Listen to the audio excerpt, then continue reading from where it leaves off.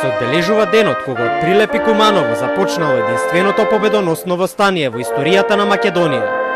Борба се водела против фашистичкиот окупатор, а целта била создавање на македонска држава.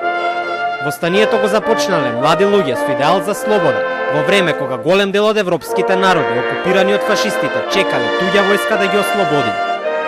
Празникот традиционално се одбележа во повеќе градови, како и во дворот на владата пред споменикот на борците. Несомнено еден од најсветлите и пресудните датуми во историјата на македонскиот народ.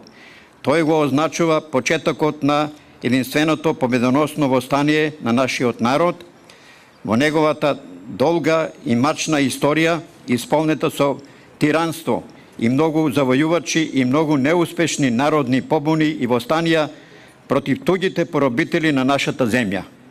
Порака испрати и министерката за одбрана Радмила Шекеринска дека во времето на поделена и разурната Европа, ослободителите ни оставиле наследство од кое треба да учиме за да напредуваме, исправени пред предизвиците на новото време. Токму во најтешкото, Македонија го направила најважното, најдоброто. Токму во најтешкото беа искалени македонските национални интереси и нашата стратешка ориентација како нација.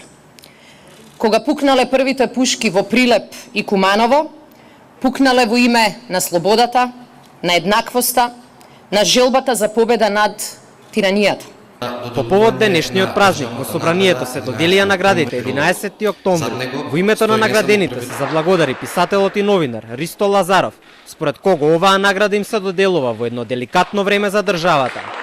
Ве подсетувам на поетите партизани, не заборавајки ни на сон дека тие заедно со 120.000-ната македонска војска беа подвижници на прогресот, беа длабокиот 11 октомвриски корен од кој широко се разграна дабот на нашата слобода и на нашата асламска државност на се што денес донесе таа.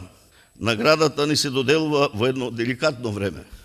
Среде нова битка сме за еднината. Она еднина на која Кочо Рацин и го знаеше името. Куќа цел свет братски ми е. Голем дел од политичарите кои денес говореа во чест на празникот, порачаа дека Македонија е исправена пред сериозен тест за напредок и интеграција, кој мора да го положи. Само така ќе биде исполнет долгот кон своите предци кои се бореле за македонска држава.